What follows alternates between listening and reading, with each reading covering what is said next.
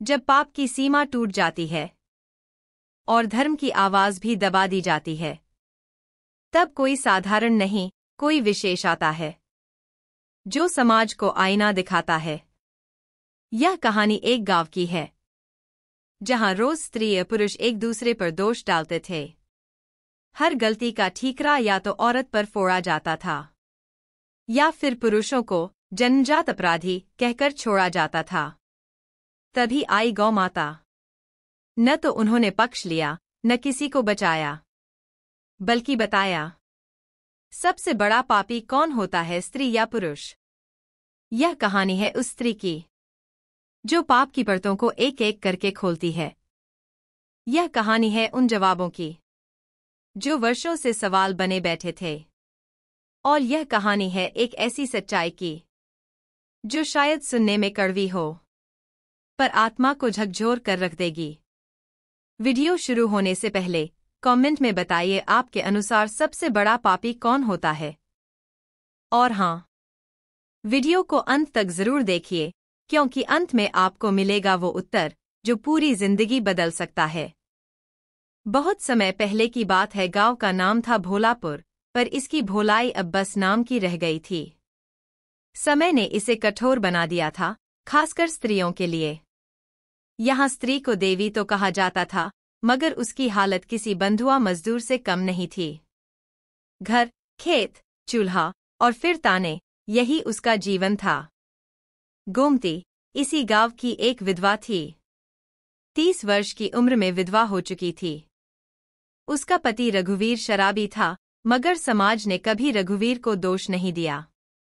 जब रघुवीर की मृत्यु जुए और शराब की वजह से हुई, तो लोगों ने कहा इस औरत के पाँव ही ऐसे हैं, तभी पति मरा। गोमती की आंखें रो रो कर सूख चुकी थीं। वह चुप थी, मगर अंदर से जल रही थी। रोज गांव की गलियों से गुजरती तो कानों में फुसफुसाहटें पड़ती, देखो वही मनहूस आ रही है। उसकी परछाई भी पड़ जाए तो काम बिगड़ जाए। गोमती चाहती तो गांव छोड़ देती, मगर माँ बाप गुजर चुके थे और वह अपनी छोटी बहन चंदा को पढ़ाना चाहती थी। उसे लग रहा था कि अगर वो भाग गई तो चंदा भी उसी अंधे कोने में गिर जाएगी जिसमें वो खुद गिरी थी। एक रात गोमती ने भगवान से पूछा, हे प्रभु, बताओ पापी कौन है? मैं, जो हर अन्याय सहती रही, या वो लोग जो मेरा जीवन नर्क बना रहे हैं? वही रात थी जब गांव में एक चमत्कार हुआ। भोर की हवा में कुछ अजीब था उस दिन। गांव में सुबह का सूरज जैसे एक नई रोशनी लेकर आया था, मगर यह रोशनी सिर्फ बाहर नहीं, अंदर तक उतर जाने वाली थी। गोमती रोज की तरह नदी किनारे स्नान करने गई थी।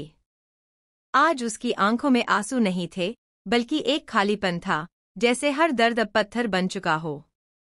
वह घुटनों के बल बैठकर बोली, हे ईश्वर, क्या स्त्री होना ही सबसे बड़ा पाप है? तभी सामने की झाड़ियों में से एक हल्का सा कंपन हुआ। पत्ते हिले और एक दिव्य तेज के साथ गौ माता प्रकट हुईं। उनकी आंखें शांत थीं, मगर उनमें ब्रह्मांड की गहराई थी। शरीर पर सफेद तेज था और गले में सोने की घंटी थी, जो बिना हिले बज रही थी। गोमती स्तब्ध रह गई। उसने सिर झुका लिया। माते, आप? गौ माता ने धीमे स्वर में कहा, पुत्री, मैंने तुम्हारी पीड़ा की पुकार सुनी है। मैं यहाँ इसलिए आई हूँ क्योंकि तुम्हारा प्रश्न सच्चा है और उत्तर देना आवश्यक है।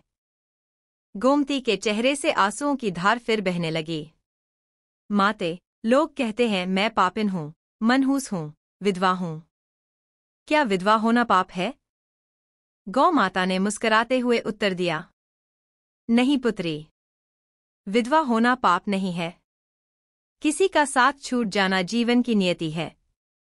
पाप वह है जो तुम्हारे साथ हो रहा है, और सबसे बड़ा पाप वह है जो लोग तुम्हारे सहने पर भी करते जा रहे हैं। तो फिर सबसे बड़ा पापी कौन है, माते?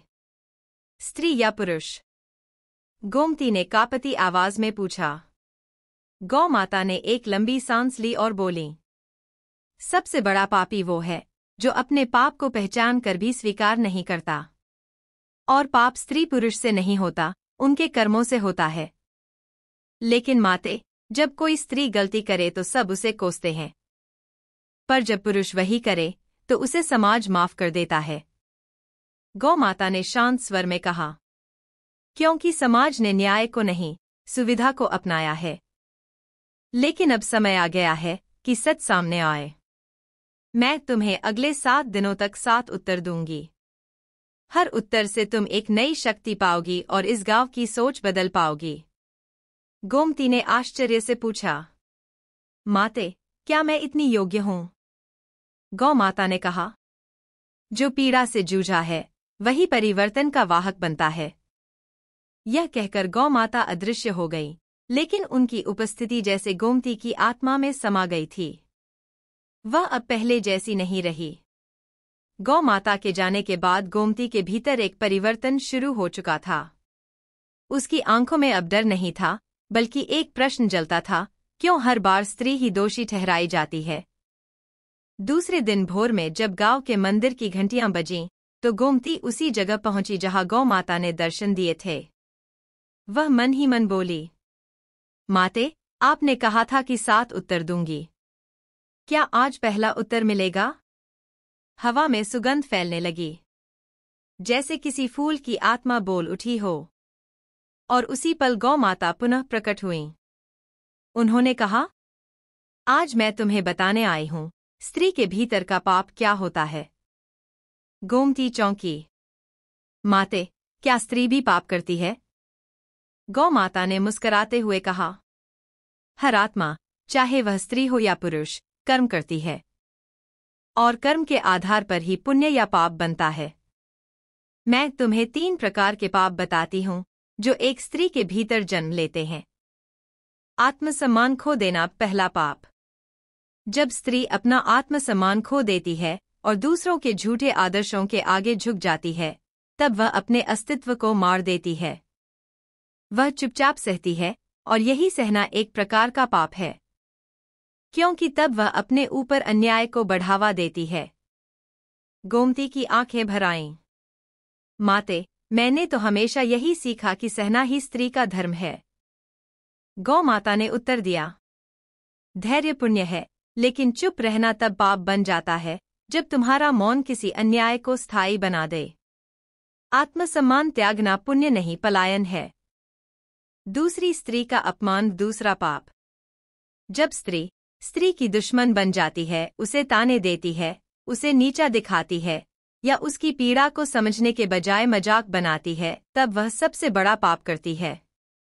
गौ माता ने कहा, बहू को ताने मारने वाली सास, बेटी की जगह बेटे को तरजीह देने वाली माँ, या पड़ोसन को जलिकटी सुनाने वाली औरत, ये सब वही पाप कर रही होती हैं जो समाज ने सिखाया नहीं, उन्होंने खुद अपनाया। गोमती ने सिर झुका लिया। उसे याद आया कैसे उसकी पड़ोसन सुभद्रा चाची ने हमेशा उसे मनहूस कहा था।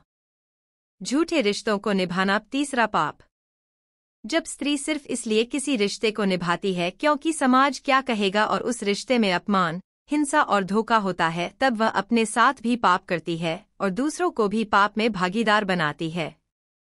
गौ माता ने समझाया, स्त्री को सिखाया गया कि सहो, निभाओ, झेलो। लेकिन सच्चाई यह है कि अगर वह किसी गलत रिश्ते को बनाए रखती है, तो वह एक झूठ को जिंदा रखती है, और यही पाप है। गौ माता के वचनों ने गोमती को जैसे भीतर से झकझोर दिया। वह सोच में डूब गई। मैंने अपने आत्मसम्मान को खोया।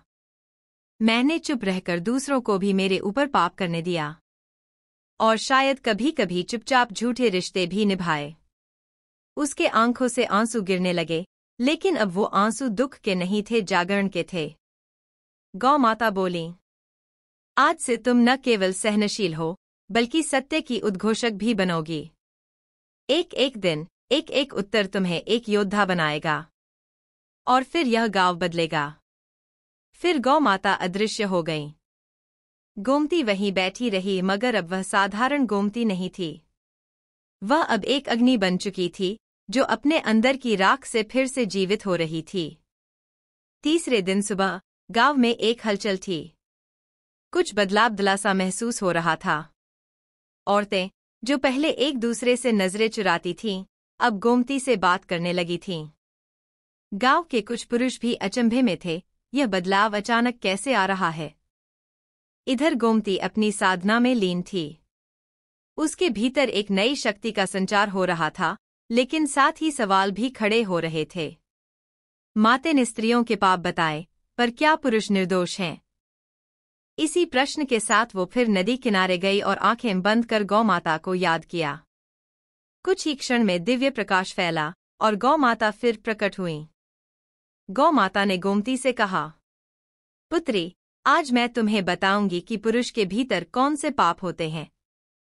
यह जानना उतना ही आवश्यक है जितना कि स्त्री का आत्मचिंतन। गोमती ने सिर झुका लिया। अधिकार का अहंकार पहला पाप। जब पुरुष अपने जन्म से मिले अधिकारों को ईश्वर का वरदान समझ लेता है और उसे दूसरों पर थोपता है तो वह पाप करता है। गौ माता बोली, पुरुष को समाज ने यह सिखा दिया कि वही घर का स्वामी है, वही निर्णय लेने वाला है। लेकिन जब वह यह अधिकार बलपूर्वक स्त्री पर थोपता है तो वह न्याय नहीं करता, अन्याय करता है। यही उसका सबसे बड़ा पाप है, अहंकार। गोमती की आंखों में एक चेहरा कौंध गया, उसका मृत पति रघुवीर, जो हर बात पर चिल्लाता था, मारता था और फिर कहता, मैं मर्द हूं। स्त्री को संपत्ति समझना दूसरा पाप। जब पुरुष स्त्री को केवल अपनी जरूरत या भोग की वस्तु मानता है, तब वह उसका सबसे बड़ा अपमान करता है और यही उसका दूसरा पाप होता है। गौ माता की आंखों में गंभीरता थी। स्त्री कोई वस्तु नहीं, वह एक आत्मा है। लेकिन जब पुरुष उसे घर की शोभा, बच्चों की जननी या अपनी सेवा दासी भर मानता है, तब वह उसके अस्तित्व को कुचलता है। मौन सहमति से अन्याय तीसरा पाप। जो पुरुष अन्य पुरुषों के गलत आचरण को देखता है, जानता है और फिर भी चुप रहता है, वह भी उतना ही दोषी है। गौ माता ने कहा, जो लोग चुप रहते हैं वे भी पाप में भागीदार बन जाते हैं। अगर एक पुरुष किसी स्त्री के साथ गलत होते देखे और सिर्फ यह सोचकर चुप रहे कि यह उसका मामला नहीं, तो वह भी उतना ही पापी है। गोमती के भीतर अब दर्द नहीं, आग थी। माते, जब स्त्री बोलती है तो उसे चुप करा दिया जाता है। पुरुष बोलता है तो उसे सराहा जाता है। ये अन्याय कब तक? गौ माता ने मुस्कराकर कहा, जब एक स्त्री जागती है तभी पुरुष का अहंकार कांपने लगता है। तुम जगी हो, अब तुम्हारे प्रश्न ही क्रांति बनेंगे।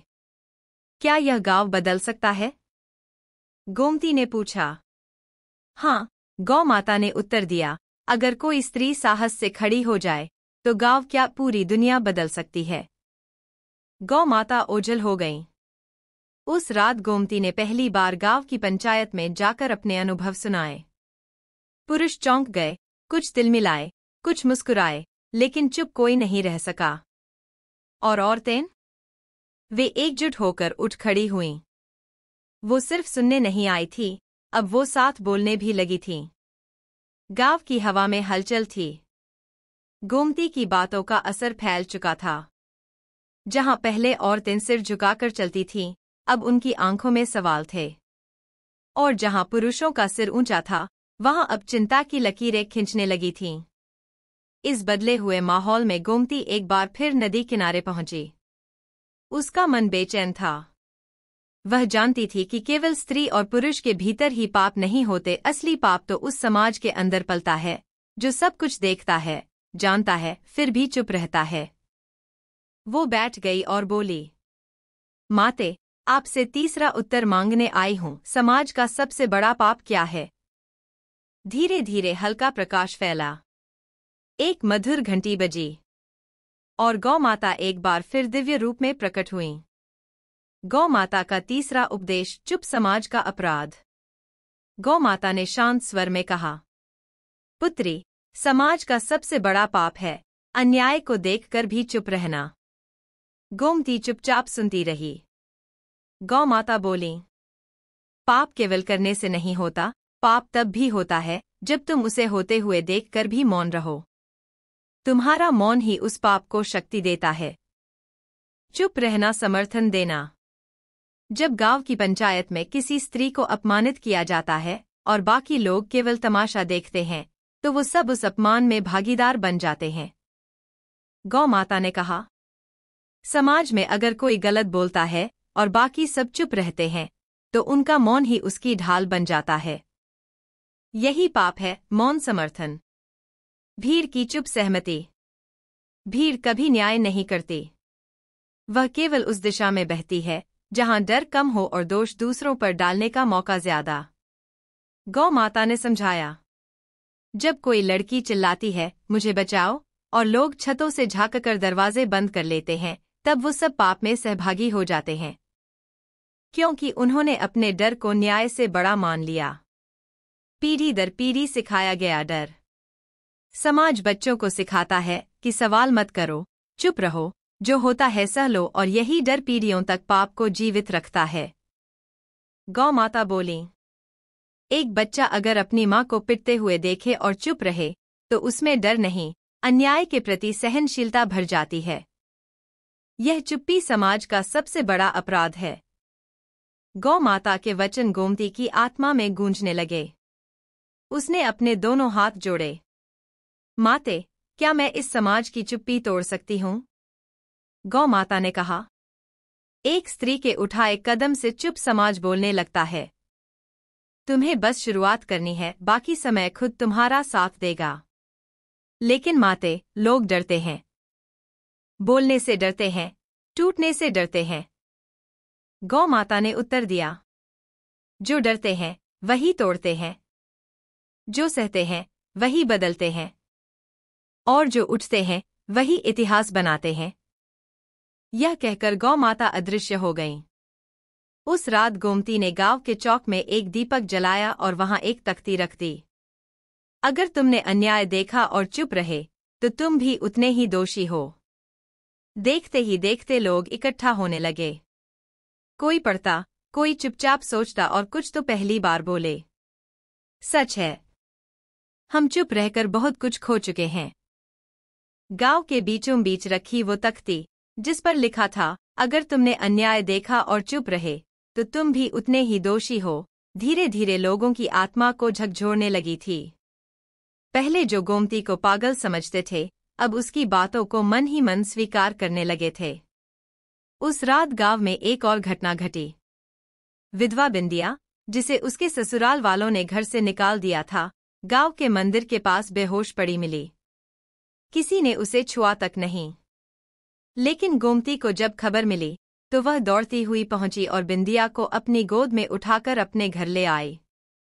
लोग तमाशा देखते रहे और चुप रहे। उस रात गोमती ने फिर से गौ माता का स्मरण किया। माते, क्या सबसे बड़ा पाप यही है कि हम चुप रहकर किसी की उम्मीद ही तोड़ देते हैं? धीरे धीरे आसमान में चंद्रमा के चारों ओर हल्का उजाला फैलने लगा, और वही दिव्य आलोक प्रकट हुआ जिसमें गौ माता फिर दर्शन देने आईं। गौ माता ने कहा, पुत्री, जब कोई बेसहारा इंसान किसी से थोड़ा सहारा, थोड़ा स्नेह या सिर्फ 2 शब्द की राहत की उम्मीद करता है और उसे अपमान, उपेक्षा या घृणा मिलती है, तब वह व्यक्ति केवल मनुष्य नहीं, एक उम्मीद को मार देता है। यही सबसे गहरा पाप है। टूटे हुए शब्द, बिखरे हुए जीवन। जो माता अपने भूखे बच्चे को यह कहकर सुला देती है कि कल खाना मिलेगा और अगली सुबह समाज की बेरुखी उसे खाली हाथ लौटा देती है, वह केवल पेट ही नहीं, उस मासूम की उम्मीद भी तोड़ता है। गौ माता ने कहा, किसी की भूख का मजाक बनाना, किसी की गरीबी पर हंसना, किसी की मजबूरी को नकार देना, ये सब उम्मीद को मारने जैसे पाप हैं। और ये पाप जल्दी नहीं छूटते। किसी के सपनों पर हंसना। जब कोई गरीब बच्चा कहता है, मैं अफसर बनूंगा, और लोग उसे कहते हैं, तेरी औकात नहीं, तो वह उसकी उम्मीद नहीं, उसके आत्मविश्वास को मारते हैं। गौ माता ने बोली, सपनों पर हंसने वाले, उन्हें तोड़ने वाले और उनसे ईर्ष्या करने वाले, ये सब उस बच्चे से उसका भविष्य छीन लेते हैं। वो बच्चे पापी नहीं होते, लेकिन समाज उन्हें पाप का बोझ सौंप देता है। स्त्री की उम्मीद तोड़ना सबसे बड़ा अपराध। जो पति अपनी पत्नी को तू क्या करेगी कहकर हर बार उसकी आवाज दबा देता है। जो पिता अपनी बेटी को तू लड़की है कहकर स्कूल से निकाल देता है। और जो भाई बहन की राय को महत्व नहीं देता वे सिर्फ रिश्ते नहीं, उम्मीदें तोड़ते हैं। गौ माता ने गहरी सांस लेकर कहा, स्त्री सबसे ज्यादा उम्मीद लेकर ही जीती है कि कोई समझेगा, कोई सुनेगा, कोई साथ देगा। और जब उसे अपनों से ही तिरस्कार मिलता है तब वह अंदर से टूटती नहीं, मरती है। गोमती की आंखें भर आईं। गोमती बोली, माते, मैंने भी कभी किसी की मदद करने से मना किया था। किसी भिखारी को देखकर रास्ता बदल लिया था। क्या वो भी पाप था? गौ माता ने मुस्कराकर कहा, अगर तुम्हारे पास देने को कुछ नहीं था तो 2 शब्द की दया ही काफी थी। लेकिन यदि वह भी नहीं दी तो तुमने उसकी उम्मीद को तोड़ा। हाँ, वो भी पाप था। उस रात गोमती ने बिंदिया के माथे पर हाथ रखकर कहा, तू अब अकेली नहीं है। और गांव के सबसे पुराने नीम के पेड़ के नीचे उसने एक और तख्ती गाड़ दी। जो किसी की उम्मीद तोड़ता है वह इंसान नहीं रह जाता, वह जिंदा पाप बन जाता है। लोग चुपचाप पढ़ते रहे। किसी की आंखें भीग गईं, किसी का सिर झुक गया। गांव की फिजा अब पूरी तरह बदल चुकी थी। जहां कभी मौन था वहां अब हलचल थी। गोमती के शब्द अब गांव के हर कोने में गूंज रहे थे। चौपाल हो या मंदिर, खेत हो या कुएं का किनारा, लोग अब सिर्फ बातें नहीं कर रहे थे, सोच भी रहे थे। इन्हीं दिनों गांव में एक बड़ा धार्मिक आयोजन होने वाला था, 9 दिन का यज्ञ। गांव के सबसे अमीर आदमी लालाराम ने इसकी घोषणा की थी। खूब बड़ी बड़ी होर्डिंग लगीं। पूरे गांव में भंडारा, पुरोहित, प्रवचन और यज्ञ के नाम पर सजावट हो रही थी। मगर उसी समय गोमती ने देखा कि उसी लालाराम की हवेली के पीछे एक बूढ़ी औरत भीख मांग रही थी। और लाला के नौकर ने उसे गाली देकर भगा दिया। गोमती भीतर तक कांप उठी। उस रात उसने फिर से गौ माता को पुकारा, माते, क्या यह भी पाप है? धर्म के नाम पर दिखावा? दूर आसमान में बादलों के बीच से प्रकाश फूटा। वही दिव्य नाद गूंजा और गौ माता प्रकट हुई। गौ माता ने कहा, पुत्री, सबसे गंदा पाप वह होता है जो धर्म के मुखौटे में छिपा होता है। इसे समाज पुण्य समझता है, लेकिन यह भीतर से सड़ा हुआ पाखंड होता है। गोमती स्तब्ध थी। जब धर्म व्यापार बन जाता है, जो लोग गरीबों को रोटी नहीं देते लेकिन यज्ञ में सोने की थाली दान करते हैं, वे पुण्य नहीं, पाखंड करते हैं। गौ माता ने समझाया, धर्म का असली अर्थ है सेवा, करुणा और सत्य। लेकिन जब लोग मंदिर बनवाकर नाम चमकाते हैं और उनके घर के नौकर भूखे सोते हैं, तब वह सबसे गंदा पाप करते हैं, क्योंकि वे खुद को ईश्वर से बड़ा समझने लगते हैं।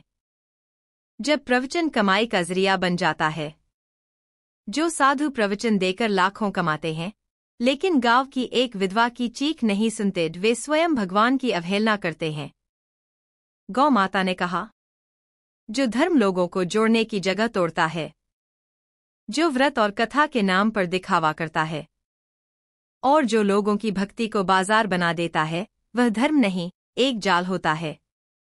सबसे गंदा पाखंड दूसरों के पाप बताना, अपने छुपाना।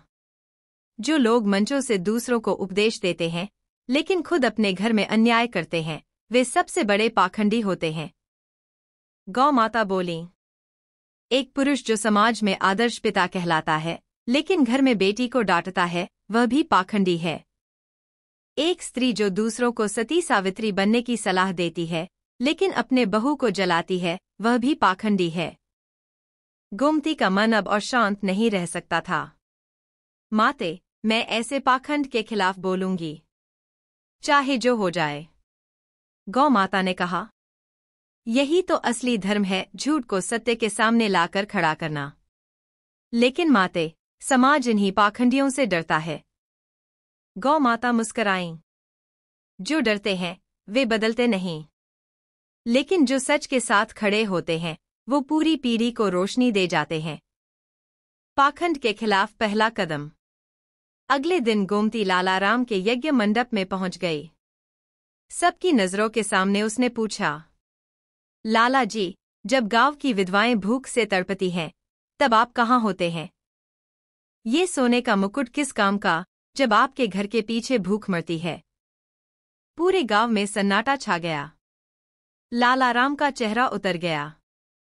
लोग एक दूसरे को देखने लगे। और वहीं बैठी बूढ़ी दादी ने कहा, सच कह रही है गोमती। हमने भी दिखावे में आंखें बंद कर लीं। उस दिन गांव के मंदिर में एक नई पट्टी लगाई गई। धर्म वह नहीं जो भीड़ में दिखे। धर्म वह है जो अकेले में भी इंसान बना दे। गांव की हवाओं में अब परिवर्तन की सुगंध थी। लोग अब न केवल सोचने लगे थे, बल्कि अपने भीतर झांकने भी लगे थे। जहां पहले गोमती अकेली चलती थी, अब उसके साथ सच्चाई की राह पर कई और कदम भी जुड़ने लगे थे। एक दिन गांव के बाहर एक बूढ़े पिता को सड़क किनारे अकेले बैठा देखा गया। कोई नहीं जानता था कि वह कौन है। बस कपड़ों से साफ लग रहा था कि वह कभी किसी संपन्न परिवार का हिस्सा रहा होगा। जब गोमती वहां पहुंची तो उसने देखा कि उस बूढ़े की आंखों में आंसू नहीं थे, परंतु उसकी आंखें बोल रही थीं, मैं त्यागा गया हूं।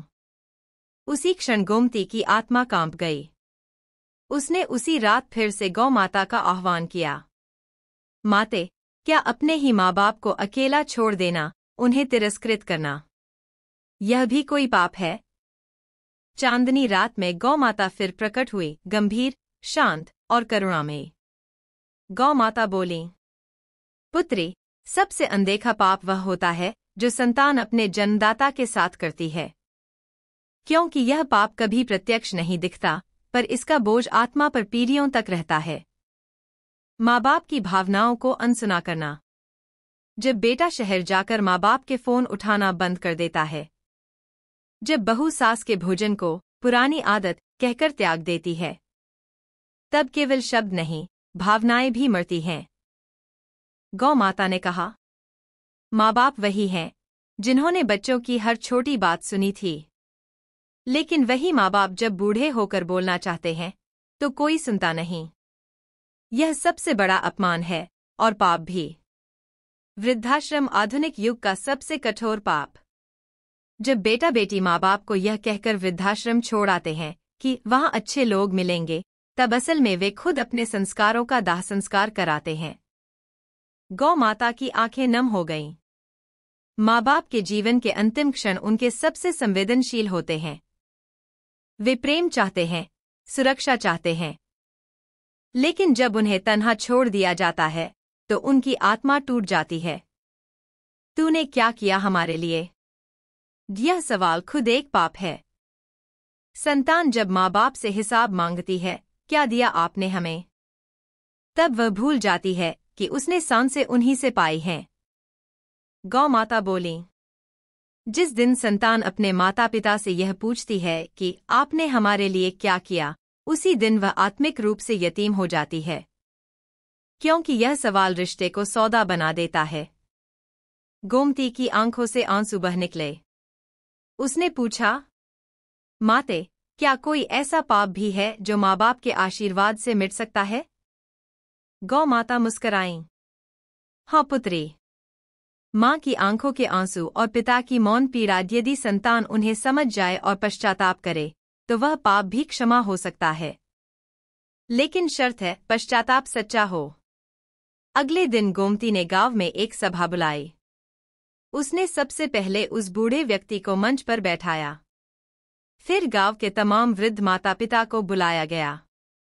और वहां गांव की सबसे छोटी बच्ची से लेकर सबसे बड़े आदमी तक ने उनके पैर छूकर कहा, हमने भुलाया, अब नहीं भूलेंगे। और उसी मंच पर एक और तख्ती लगाई गई। माँ बाप का अपमान ईश्वर का तिरस्कार है। गांव में जैसे जैसे सत्य की लहर फैलती गई, वैसे वैसे लोगों का अंतरात्मा जागने लगा था। गोमती अब केवल एक स्त्री नहीं रही थी, वह अब गांव की आत्मा बन चुकी थी। उसके द्वारा बोली हर बात लोगों के दिलों में गूंजने लगी थी। एक दिन गांव के ही एक बच्चे की मौत की खबर ने पूरे गांव को हिला दिया। वह बच्चा, रिंकू, जो रोज मंदिर की सीढ़ियों पर बैठा गांव के बच्चों को मुस्कुराकर देखता था, भूख से मर गया था। उसकी माँ, जो खुद एक विधवा थी, काम की तलाश में दूर गई हुई थी और कोई भी उसे एक दिन का खाना तक नहीं दे पाया।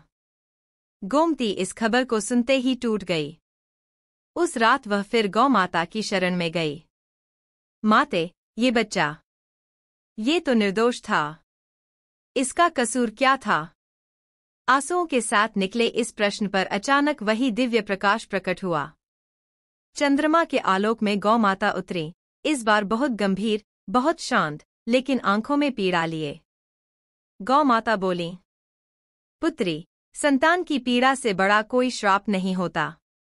और जब कोई मासूम अपनी आखिरी सांसों में कहता है, मुझे क्यों छोड़ा, तब वो केवल मरता नहीं, अपना श्राप छोड़ जाता है।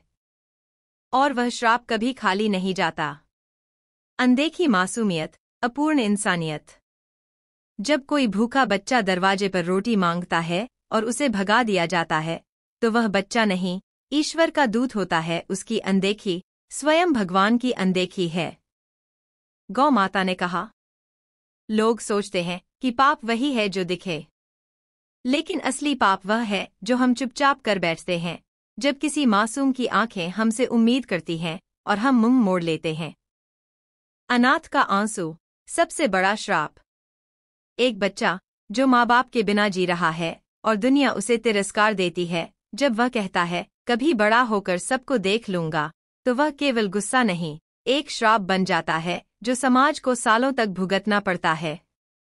गौ माता बोली, मासूमों को रुलाने वाला कभी चैन से नहीं जीता।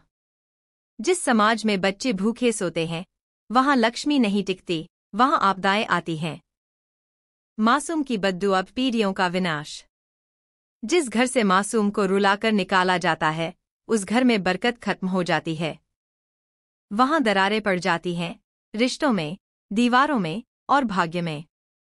गौ माता ने आगे कहा, एक मासूम के दिल से निकला हुआ दर्द एक अग्नि की तरह है, जो केवल उस व्यक्ति को नहीं, उसकी पूरी पीढ़ी को जलाने की ताकत रखता है।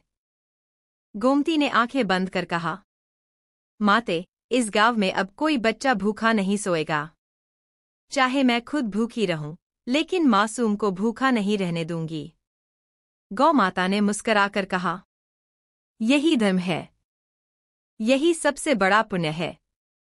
और याद रखो, जो मासूम को मुस्कराने का कारण देता है, उसके जीवन में कभी अंधेरा नहीं आता। गोमती ने गांव के बीचों बीच एक पुरानी झोंपड़ी को साफ किया। वहां से रिंकू की फोटो लगाई और लिखा, रिंकू आश्रय, कोई मासूम भूखा नहीं रहेगा। अब गांव का हर घर हर दिन रोटियों का एक हिस्सा उस आश्रय के लिए भेजने लगा। और आश्चर्य की बात, गांव में बीमारियां कम होने लगीं, बरसों बाद फसल बम्पर हुई। लोगों ने समझा, मासूम का आशीर्वाद चुपचाप असर करता है, और मासूम का श्राप चुपचाप नाश। गांव अब बदल रहा था।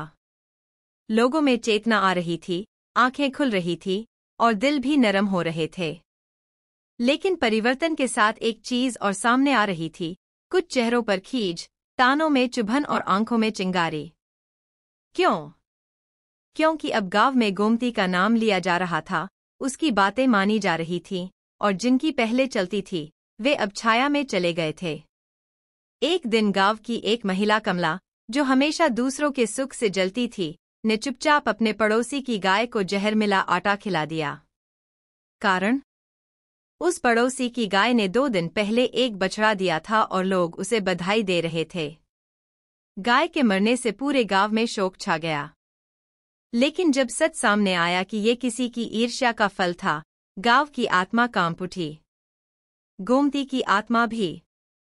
वह उसी रात गौ माता से फिर पूछने गई, माते, जब कोई मनुष्य किसी के सुख से ही दुखी हो जाए, तो क्या वह भी कोई पाप है? गौ माता ने इस बार बहुत गहराई से उत्तर दिया। गौ माता बोली, पुत्री, जिस दिन किसी का दिल किसी और की खुशी देखकर दुखी हो जाए, समझ लो वहां आत्मा मर चुकी है।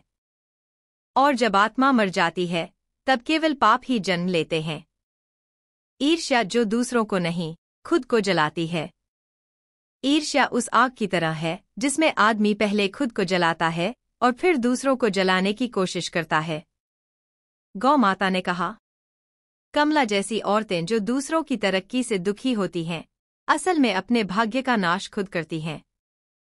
क्योंकि ईर्ष्या कभी केवल सोच तक नहीं रुकती, वह जहर बन जाती है। दूसरों को गिराने की कोशिश, खुद को नीचे खींचना। जो दूसरों की राह में कांटे बिछाते हैं, वही उन्हीं कांटों से सबसे पहले घायल होते हैं। गौ माता बोली, ईर्ष्या कभी अकेले नहीं आती, उसके साथ आती है चुगली, नफरत, द्वेष और छल। और जब ये चारों घर कर लेते हैं, तब वहां सुख, बरकत, प्रेम सब समाप्त हो जाते हैं।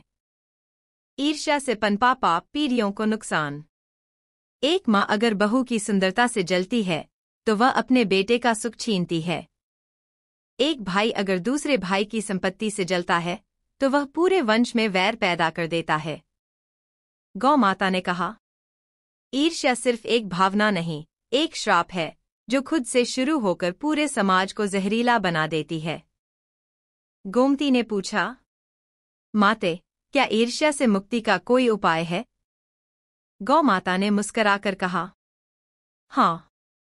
जब इंसान अपने जीवन की तुलना किसी और से बंद कर देता है, और जब वह दूसरों की सफलता को अपना आशीर्वाद समझने लगे, तब ईर्ष्या का अंत हो जाता है। गोमती ने गांव में एक दीवार बनाई, जहां हर व्यक्ति किसी और की सफलता की कहानी लिखता और उसके लिए आशीर्वाद देता। कमला खुद वहां आई और कांपते हाथों से लिखा, मैंने अपने हाथों से जहर खिलाया था, अब अपने हाथों से फूल चढ़ा रही हूं, क्षमा मांगती हूं। गांव ने उसे माफ किया, क्योंकि गोमती ने सबको सिखा दिया था, ईर्ष्या से बड़ा कोई पाप नहीं और क्षमा से बड़ी कोई शक्ति नहीं। अब गांव की हवा बदल चुकी थी। लोग अब केवल अपने लिए नहीं, दूसरों के लिए भी सोचने लगे थे। मगर एक दिन कुछ ऐसा हुआ जिसने गोमती को भीतर तक झकझोर दिया। गांव की एक गरीब लड़की सरला, जो तेजतर्रार, समझदार और मेहनती थी, उसके साथ गांव के एक अमीर परिवार के युवक ने दुर्व्यवहार किया। सरला चिल्लाई, रोई, लेकिन गांव वालों में से कोई कुछ नहीं बोला। सब जानते थे सच्चाई, मगर सबने मुंह फेर लिया, क्योंकि वह लड़का ठाकुर का बेटा था। सरला अपने अपमान से टूटी हुई थी। जब गोमती को पता चला, उसने गांव में एक आम सभा बुलाई, मगर वहां भी कई लोग चुप रहे। तब गोमती रात को रोते रोते गौ माता के सामने बैठ गई। माते, जब लोग पाप होते हुए देखते हैं लेकिन चुप रहते हैं, क्या वे भी पापी कहलाते हैं? गौ माता की आंखों में इस बार क्षोभ था, गुस्से से नहीं, पीड़ा से भरा हुआ क्षोभ। गौ माता बोली, पुत्री, जब अन्याय के सामने कोई चुप रहता है, तो वह स्वयं अन्याय का सहभागी बन जाता है। मौन एक ऐसा पाप है, जो शब्दों से नहीं, आत्मा से दागता है। मैंने तो कुछ नहीं किया, यह सबसे बड़ा झूठ है। जिसने कुछ होते हुए देखा और फिर भी कुछ नहीं किया, उसका मौन सबसे घातक पाप बन जाता है। गौ माता बोली, लोग सोचते हैं कि चुप रहना एक सुरक्षित रास्ता है, पर वे नहीं जानते कि मौन कई बार अपराध से बड़ा अपराध होता है, क्योंकि वह अपराध को पनपने देता है। डर से निकला मौन भविष्य की बर्बादी बनता है। जब लोग डर के कारण अन्याय को सहते हैं, तो वे एक ऐसा बीज बोते हैं जो आने वाली पीढ़ियों के लिए पीड़ा बन जाता है। गौ माता ने कहा, जो आज चुप है, वह कल खुद शिकार बनेगा, क्योंकि अन्याय को मौन से ताकत मिलती है, और जब वह ताकतवर हो जाता है, तो वह सबको निगलता है। एक आवाज कई को बचा सकती है। एक व्यक्ति की हिम्मत सैकड़ों को सहारा बन सकती है। गौ माता बोली, अगर एक भी इंसान सच के लिए खड़ा हो जाए, तो कई जुल्म रुक सकते हैं। लेकिन अगर सब चुप हो जाएं, तो एक दिन खुद उनके साथ भी वही होगा जो सरला के साथ हुआ। उस रात गोमती ने फैसला लिया, अब मैं न केवल अन्याय के खिलाफ बोलूंगी, बल्कि हर उस इंसान को जगाऊंगी जो अब तक चुप था। उसने गांव में एक नई परंपरा शुरू की, सच्चाई की दीपक यात्रा।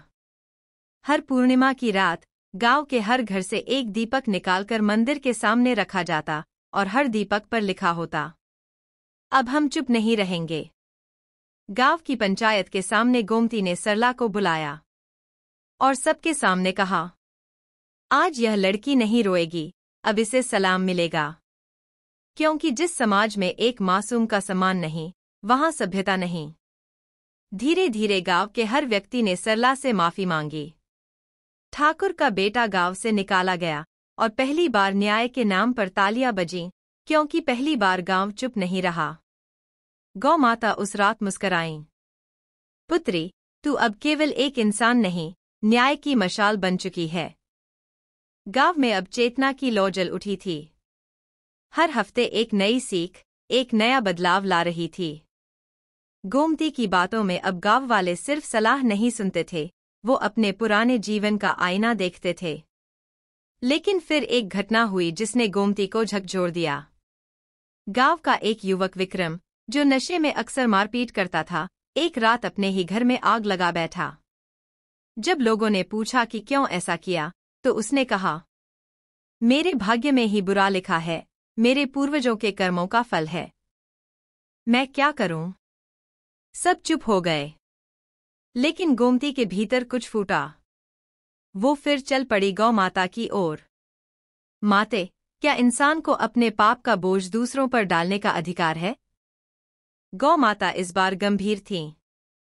उन्होंने कहा, पुत्री, जब कोई व्यक्ति अपनी गलतियों का दोष अपने भाग्य, पूर्वजों या किसी और पर डालता है, वह केवल धोखा नहीं देता, बल्कि स्वयं को सुधारने का रास्ता भी बंद कर देता है। यही सबसे घातक पाप है। अपने कर्म, अपनी जिम्मेदारी। जिसने गलत कहा, किया या सोचा, वही जिम्मेदार है। भाग्य, समय या अन्य व्यक्ति केवल बहाने हैं। गौ माता बोली, कर्म के फल से कोई बच नहीं सकता। लेकिन जब कोई अपने पापों को यह कहकर टालता है कि यह तो पूर्वजों की वजह से हुआ, तो वह अपने सुधार के सारे द्वार बंद कर लेता है। भाग्य नहीं, विचार दोषी होते हैं। जो इंसान हर बार मैं मजबूर हूं कहता है, वह दरअसल बदलाव से भागता है। गौ माता ने कहा, यदि कोई कहे कि गरीबी मेरी किस्मत है या नशा मुझे विरासत में मिला है, तो वह केवल अपने कायरता को शब्द दे रहा है। पाप तब नहीं मिटता जब उसे पहचानने से भी इनकार किया जाए। सुधार की शुरुआत जब इंसान कहे, मैं जिम्मेदार हूं। जहां स्वीकार है, वही सुधार है। और जहां बहाना है, वहां विनाश। गौ माता ने गंभीर स्वर में कहा, पुत्री, जो इंसान अपने किए का बोझ दूसरों पर डाल देता है, वो केवल अपने लिए नहीं, अपने परिवार, समाज और संस्कृति के लिए अंधकार पैदा करता है। गोमती ने विक्रम को बुलाया। उसकी आंखों में देखकर कहा, जिस दिन तू कहेगा कि गलती मेरी थी, उस दिन तू आदमी बनेगा, वरना तू केवल एक दुखद कहानी रहेगा। गांव के बीचों बीच उसने एक शिलालेख लगवाया। अपने कर्म खुद उठाओ, क्योंकि भाग्य तो बहाना है, पाप तुम्हारा अपना है। उस दिन गांव में सब कुछ शांत था, लेकिन हवा में एक आत्मा का स्वर था। हर घर की दीवार पर एक वाक्य लिखा गया, सबसे बड़ा पाप जब हम दोष खुद के हैं और ठीकरा दूसरों पर फोड़ते हैं। और उस रात, जब गोमती ने गौ माता की मूर्ति के सामने अंतिम बार दीप जलाया, तो जैसे स्वर्ग से एक प्रकाश बिखर गया। गौ माता की आवाज आई, पुत्री, तूने 10 पापों की पहचान कर ली। अब तू केवल एक नारी नहीं, उस चेतना की प्रतीक है जो समाज को पुनर्जीवित करती है। गांव की पगडंडी अब वैसी नहीं रही थी जैसी 1 साल पहले थी। वहां अब न तानों की गूंज थी, न चुगली की सरसराहट, न पाप की परछाइयां। गांव की हवा में अब एक शांति थी, वह शांति जो तब आती है जब आत्मा को सत्य का स्पर्श हो जाए। गोमती अब बूढ़ी हो चली थी, मगर उसकी आंखों में तेज और चेहरे पर आशीर्वाद की रेखाएं थीं। अब लोग उसे गोमती बहन नहीं, गांव की आत्मा कहते थे। वो हर उस बच्चे को, हर उस स्त्री को, हर उस पुरुष को दिशा देती थी जो कभी पाप में उलझा था, लेकिन अब प्रायश्चित की राह पर था। गौ माता की 10 शिक्षाएं अब सिर्फ गोमती की स्मृति में नहीं थी, वे अब गांव के हर आंगन में दीवार पर लिखी गई थीं। हर शिक्षण अब एक नियम बन चुका था, एक चेतावनी और एक उम्मीद भी। गांव में अब न कोई अकेली विधवा को अभागिन कहता, न किसी गरीब की बेटी को ताना देता। अब कोई बेटे की चाह में बेटी को बोझ नहीं मानता, न ही किसी स्त्री के आंचल को उसके चरित्र का आईना। अब गांव में यदि किसी के घर से रोने की आवाज आती तो सब दौड़ पड़ते। किसी के दुख में चुप रहना अब पाप माना जाता था। एक दिन गोमती ने गांव वालों को बुलाकर आखिरी सभा बुलाई। उसने सबके सामने खड़े होकर कहा, मेरी आंखें अब धुंधली हो रही हैं, लेकिन दिल साफ दिखा रहा है। वह समाज जहां स्त्री पुरुष एक दूसरे को दोष देने के बजाय मिलकर पाप से लड़े, वही समाज पुण्य को जन्म देता है। गौ माता ने मुझे सिखाया कि स्त्री हो या पुरुष, सबसे बड़ा पाप वही करता है जो जानकर भी गलती दोहराता है, और सबसे बड़ा पुण्य वही करता है जो सच्चाई को स्वीकार कर लेता है।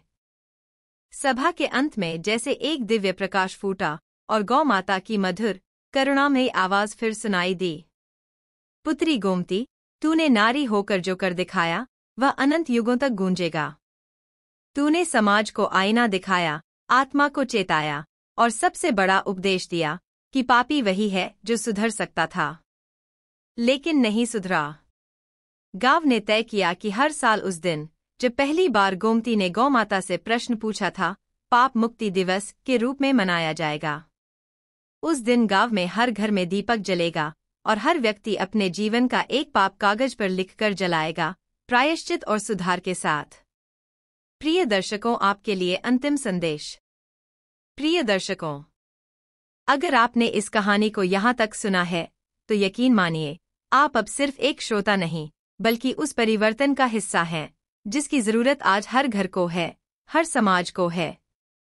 अगर आप भी मानते हैं कि सबसे बड़ा पाप वही करता है जो अपने कर्मों का दोष दूसरों पर डालता है, अगर आप भी चाहते हैं कि समाज में सच्चाई, करुणा और आत्म परिवर्तन की भावना फैले, अगर आपको गोमती की यात्रा ने प्रेरित किया, भावुक किया, तो कृपया इस वीडियो को लाइक करें, क्योंकि आपका एक लाइक उस सोच को समर्थन देता है जो पाप से टकराना चाहती है। शेयर जरूर करें, क्योंकि शायद किसी का जीवन इस कहानी से बदल जाए। और सब्सक्राइब जरूर करें ताकि हम आप तक ऐसी और कहानियां ला सकें जो केवल मनोरंजन नहीं बल्कि आत्मा का संस्कार हैं। स्त्री हो या पुरुष, बड़ा वही है जो सच के साथ खड़ा होता है, और पापी वही जो सच जानकर भी मौन रहता है। आप सबका हृदय से धन्यवाद। जय गौ माता, जय सत्य, जय परिवर्तन।